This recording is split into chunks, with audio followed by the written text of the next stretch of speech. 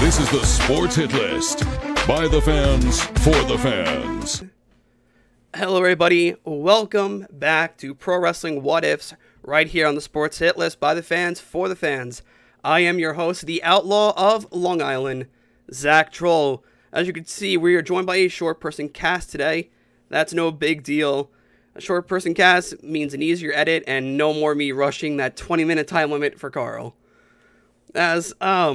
As always, I have a revolving door of guests, but once again, I'm here joined by Matt Williams of the Geek Nation. How's it going, Matt? I am glad to be back again, Zach. Thank you so much for having me. Thank you for being on. Hopefully this show is another catalyst to help me prove my points here on the hit list. Next up, we have Randy from the Backstage Brawl. How's it going, Randy? It's going good. I'm happy to be back, by the way. So this is a really good thing. So like I said, I was surprised that a lot of people took the bait for the show. A lot of people were like, hey, like I want to be on. And well, I'm glad a lot of people caught on to it. And well, let's just get into what is today's what if. Today we're talking about what if XYZ didn't leave. That means, say if, even talking in recent times, so what if Aleister Black didn't get released? Where would that Dark Father character have gone that we've heard him talk about on Twitch recently? Or even what if and Matt's gonna roll his eyes, what if CM Punk didn't leave in 2014? Where would the company be today with that? Without further ado, let's just jump right into it. Matt, you're going to be up on the docket first for this one. Okay. Let me get me for last. Okay. Let me get the timer start up for this, because it's going to be on the middle of the screen. I'm going to be recording my phone screen for this. So without further ado, let me get this set up. And your time begins now. All right, Sports Hit List. So, your boy Magic here, and to my what if for today, what if Brock Lesnar does not leave in 2004? So to start with that horrific WrestleMania 20 match between Brock and Goldberg, we get a better match with Brock and Goldberg. We still get that matchup because Goldberg is leaving, and it is still a clash of the Titans. In this world where Brock does not leave to go not play football, well, he went to play football, but he didn't make the team. So, to me, he didn't play football. But in this world, he does not leave to go try play football. He stays, and instead of Goldberg going over, Brock goes over after a 10-minute match where primarily Goldberg is, Brock is showing how he can wrestle. He out-wrestles Goldberg easily because I can out-wrestle Goldberg and I'm old and fat. But he out-wrestles Goldberg, does a whole bunch of mat things. Goldberg gets his stuff in, hits the jackhammer. Brock kicks out of the jackhammer, does his flexing thing, hits a couple F5s, pins him.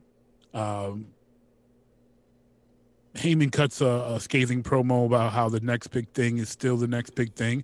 Austin turns them around to remind them he's still there, stuns everybody in the ring, stuns Goldberg to, kind of send him out to the crowd pop, stuns Heyman and Brock because that's what, Austin does.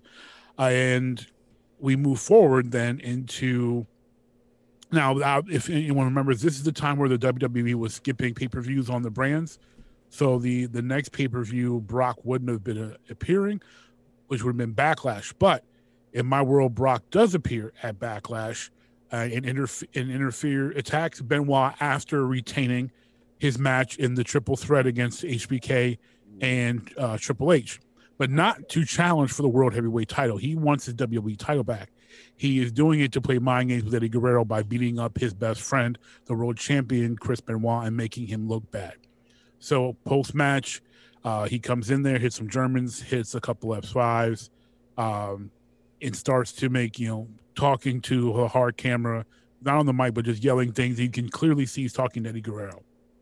Heading into Judgment Day, he has a match I would say probably instead of The Undertaker versus Edge, it is Brock versus Edge. Brock sends a message on Edge. He takes the loss by DQ. So Edge is still looks good because he fought and scrapped, but Brock shows his dominance, shows his mean streak, and Edge keeps getting propelled forward in his own run. JBL obviously still retains over. Actually, he does not beat Eddie in this time. He loses to Eddie. Eddie retains the title like he did. But instead of the DQ and then that bloodbath, we get a much cleaner match where Brock shows up afterwards, grabs the belt, puts it on his waist, kind of holding it hostage, throws it back down, leaves. And then we head past Bad Blood into the Great American Bash, where the main event then is Brock Lesnar, Eddie Guerrero, and instead of that bull rope match, Brock and Eddie have a clinic, just a fantastic clinic. JBL this time gets involved. JDL hits the power bomb on both of them, puts Eddie on top of Brock. Eddie retains. And then we head into past Vengeance into SummerSlam, where we have a triple threat with Eddie Guerrero defending against JBL and Brock Lesnar. That is wow. That is really good. I legit just fell in love with your idea because, Jesus, the paradigm shift. Not to make a pun out of it, but the paradigm shift during that time would be crucial, especially going into 2004, because the kind of momentum SmackDown had in 2003. Mm-hmm. It could have revved up a lot more in 2004, especially with the variables of Taker and the possibility of Orton jumping ship later on that year. Right, you create so much endless stories, and maybe Cena's rise doesn't happen as fast. And it doesn't need to happen as fast. And I think Cena's legacy would have been better for it because he wouldn't have been shoved down everybody's throats the way he was, and they could have continued to build him more organically than the way they did. Wow. Listen, I felt like you just used your best pickup lines on me, because that was just that was beautiful. It was, man, because it pulled me. It sold me. So I definitely love that idea. Man, like I said, for me, I'm a bit like, because I wasn't a fan during that time. I came in just like late 2008, early 2009. So I came in towards the end of all that stuff. Well, if I was a fan around that time, oh my gosh, I probably seeing what you just had played out probably would have been like top 10 greatest moments for WWE at that time. Oh my, without a doubt. Yeah. Without a doubt. It would have been must see TV for them. It definitely would have helped them at all. It helped them a lot. It probably would. And Brock probably would have never jumped ship to UFC around that time as well. He probably would have. I still think he does. Still would have jumped ship. Yeah, I think. But does he do it full time? Like he leaves the WWE, or does he go back and forth? See, I think in this. Go ahead, Randy. I'm not sure if I'm on the same wavelength as Matt, but I'm thinking at that time, Brock's name at that point was already big enough as it is. Mm-hmm. So had he had that extra year under his belt with WWE, his name is so big in terms of combat sports that the enticement of going to the UFC would look so great. And considering the fact that Shane at the time was still with the company, he had a pulse on MMA for a while. So if he tapped in that market, that would have been Shane's way of tapping in the MMA market like he was supposed to originally before Dana White took over in 2000. Mm-hmm. And now with that, does Shane leave in 2009? So it creates a litany of possibilities that could have happened with Brock doing that. I thought Brock could have done that in WWE simultaneously, because in UFC you're constantly training, but Brock would have had a reduced schedule, obviously from a WWE standpoint, in order to train, and he'll be a novelty when he comes back, perform, and then it's double cross promotion for both. So I think from that standpoint, they would have made it work, and plus for Vince, it would save them a lot of money because you have your next big thing after Austin. Cena is slowly uptrending where you want him. I'm pretty sure by that time he's going to transition away from the rapper into the Marine type of guy, because he was going to be the next big star after the biggest foil to Lesnar. So it would create a lot of possibilities, and who knows if Taker might have lost the WrestleMania record. Should Brock stay during that time anyway? So it's a lot to ponder. No, sorry to cut you off. It's okay. To kind of ponder about the one thing. Do you plant the seeds early for that? Kind of like, do you pull the trigger early on a Brock Cena feud, or do you or no. do you wait for that moment that actually happened after Mania? You wait for that moment. So in my world, Brock still goes to the UFC, but instead of seeing Jimmy Johns and stuff on his trunks, it's all WWE stuff. Mm-hmm.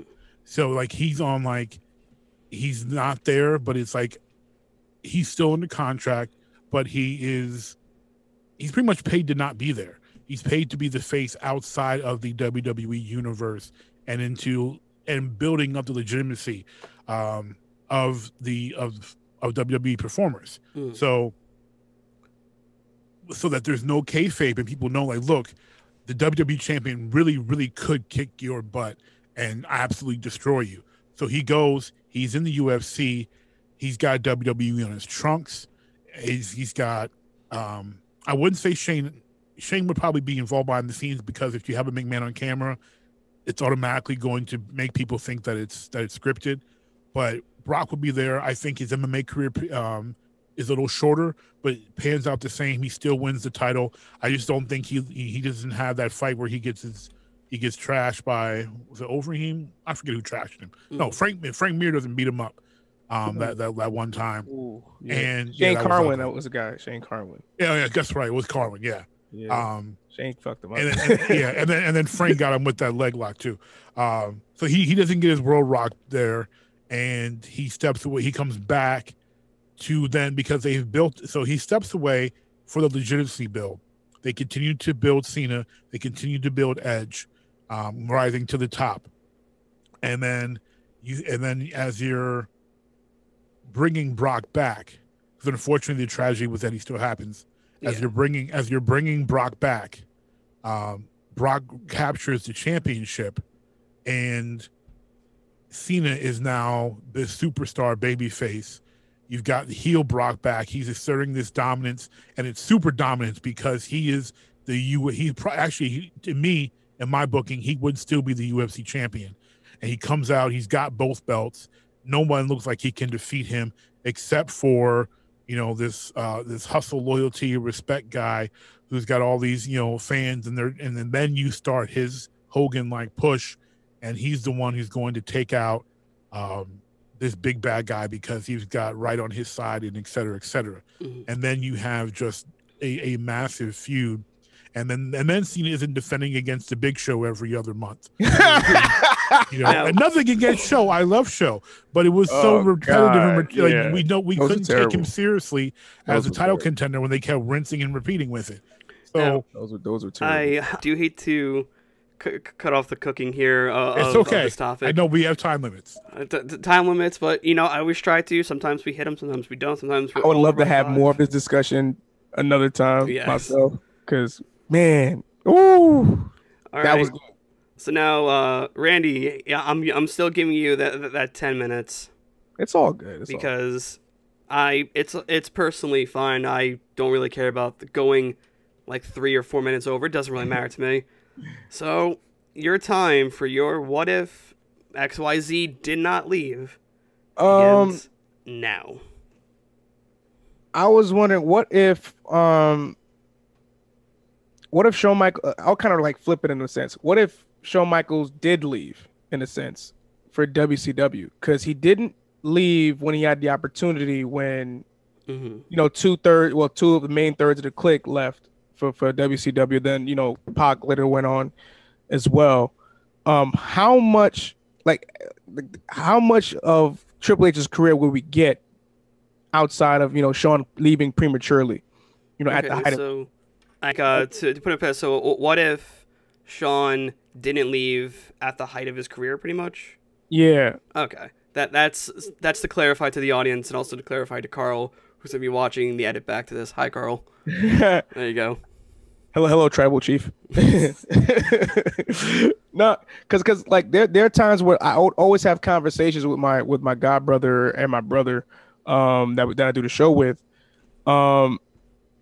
Like we see how people have left before. Like, what if, like, in this case, Sean was that person that, if he, jump ship WCW with those two guys, like, what kind of shape would WWE be in then? Like, do we still get the Austin 316 Rising? Does Triple H still become the Game?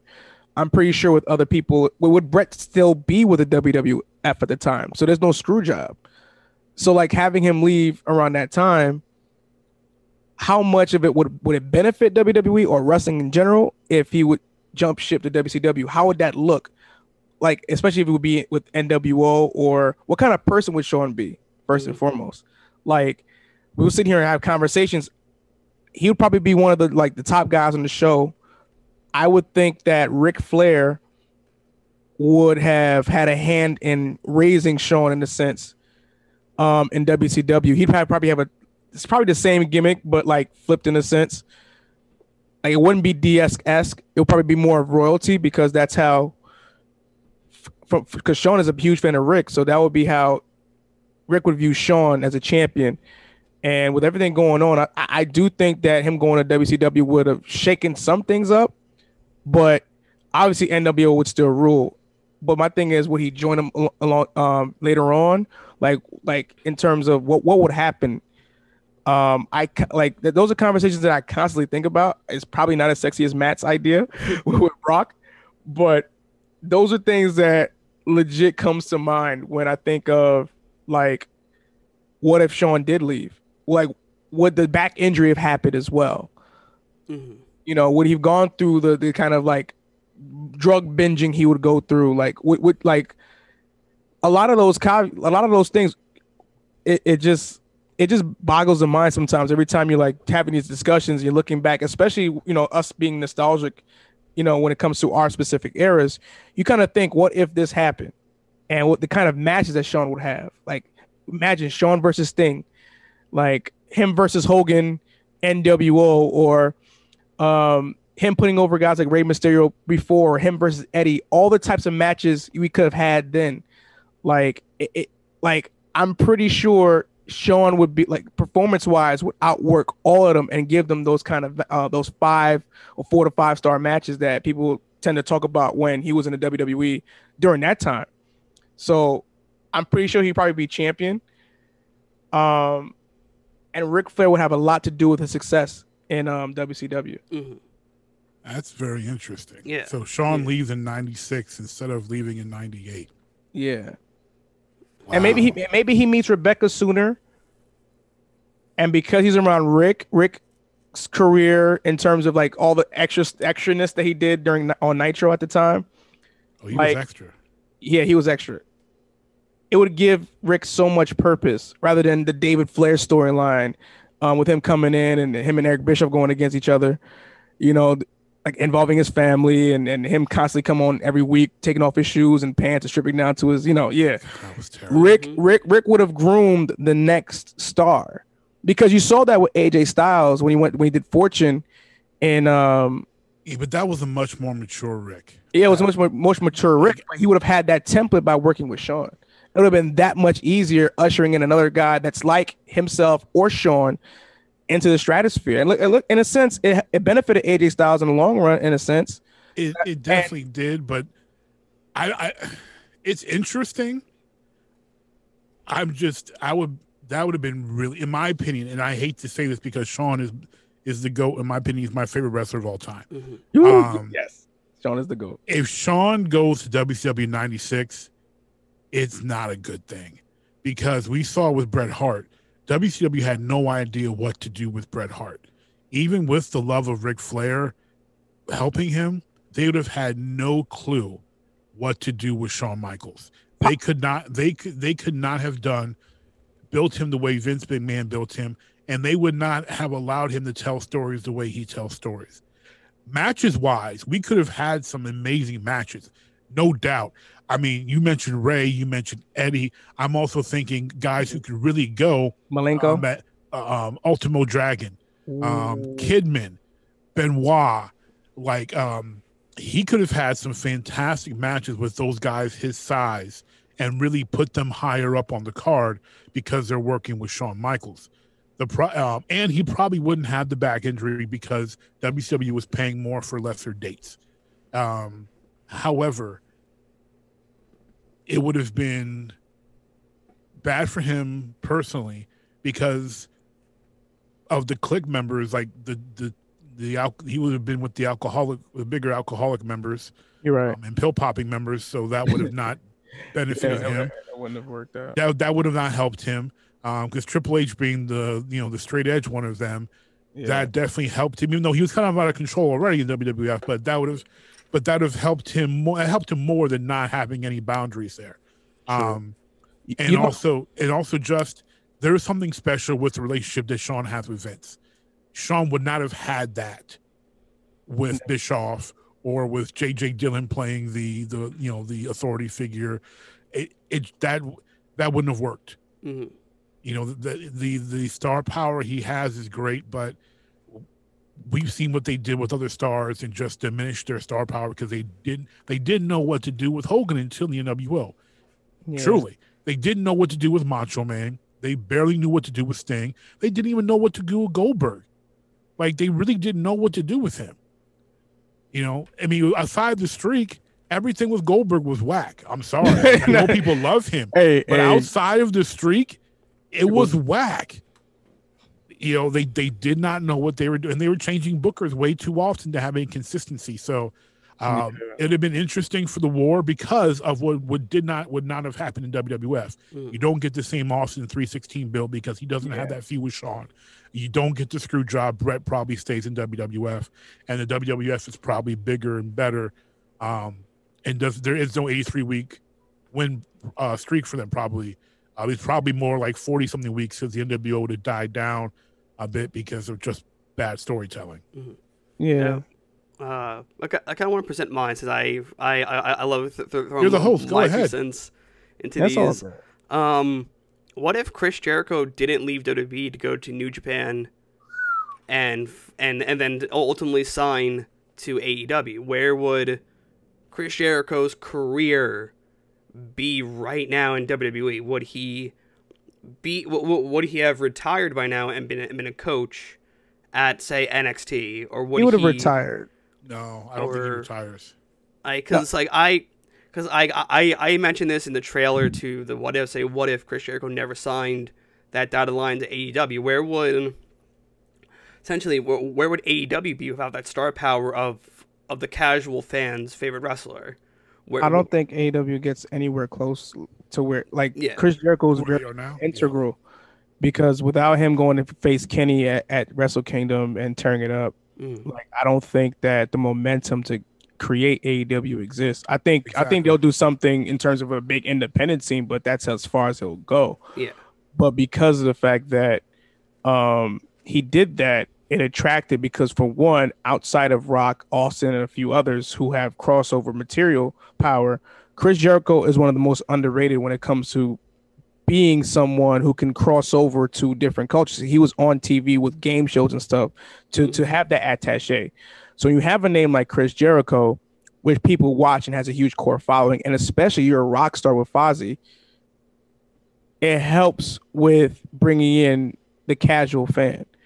And I think that without that, we don't get AEW. He doesn't become the first champion, and the traction with the inner circle doesn't become entertaining. We don't get the bit with him and MJF. There's like it would stall the business had he stayed with Vince, because at that point, what else is there left to do with Jericho? Yeah, that's what he mentioned on the Soul Code podcast. Like, he had nothing left to do, and he didn't want to come back to do the list again or be the scarf guy again. He would have been. I think he'd have left for another year or so. Probably came back, and I think it would be good for Owens because I think he would have helped put Owens into another title picture. Mm-hmm. But aside from, and worked a couple of the good matches, but aside from that, No, it would have been it would have been what he did before, and until he couldn't do it anymore, or until Vince wasn't offering enough money to make it worth it anymore.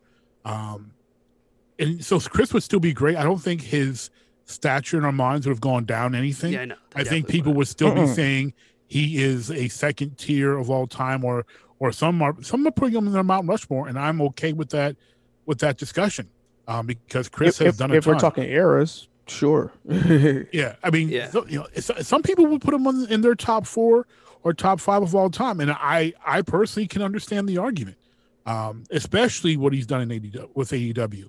But I think if he doesn't go to New Japan and have that match with Kenny, and then essentially, which was what started AEW, and in the past year and a half, 2 years we've seen with AEW, it's a lot different. He more likely takes a year off and then comes back and just does a little something with Vince.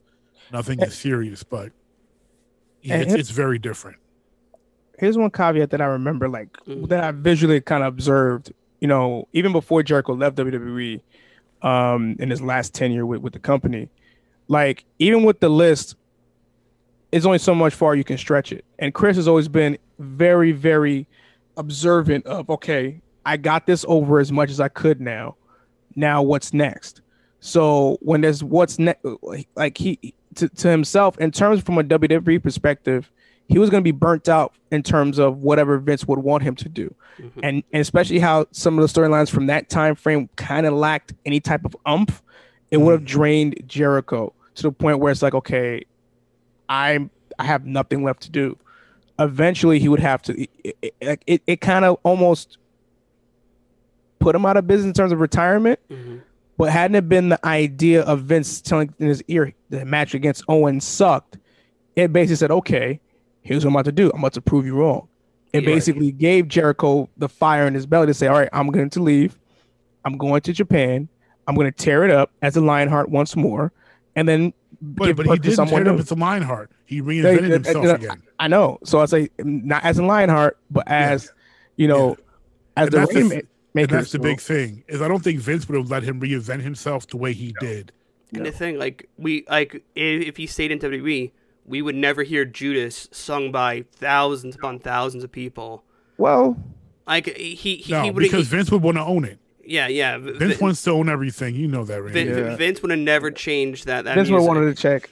If you go back to the network, they have his WWE theme on every WCW show. The Break the Walls Down. Yeah. I listen to a podcast. They make fun of that every time. They go, it's ridiculous. Like, man, hey, I remember this. Yeah, this was his theme song all along.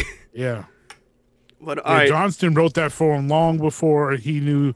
I think they even put it on the ECW matches of Jericho in the archives. Like, it's ridiculous. Like, come on, man. Jim Johnston's from the future. Yes, he's a time traveler. We're at the 28-minute mark. We're well over time. Quickly, everyone give their stuff out. Matt, you go first. I am Matt Williams, host of the Geek Nation podcast, the original Geek podcast, and Breaking Ring Rust, our pro wrestling podcast. Give us a subscribe and listen. Check us out. Appreciate it. And Randy, now you. I am Randy. I call myself the People's Champion of the Backstage Brawl. You can find us on Facebook at The Backstage Brawl, Twitter, Backstage_Brawl, Instagram at Backstage Brawl. You can check out a episode called Bell to Bell. It is a baby of my godbrother Tyler's, where we talk about the issues going around professional wrestling. And this episode that's going to come out sometime this week, we talk about reducing the pay-per-view schedule to allow more specialized matches on television, a la the current format where AEW is at. Because remember, back in the day, WWF used to do that as well on TV, hence the Saturday Night Main Event, or the Wrestling Challenge. So we would like to see a return to that and a reduction of the schedule, because we feel like creatively it burns out the creative staff as well as the performers as well. So make sure you tune into that on the Anchor app. All right, and for me, if you guys follow me here on the Sports Hit List, I have another show called the AEW Injection, which it usually goes live every Thursday, but because of the NBA Finals messing all of that up, it's been on Saturdays.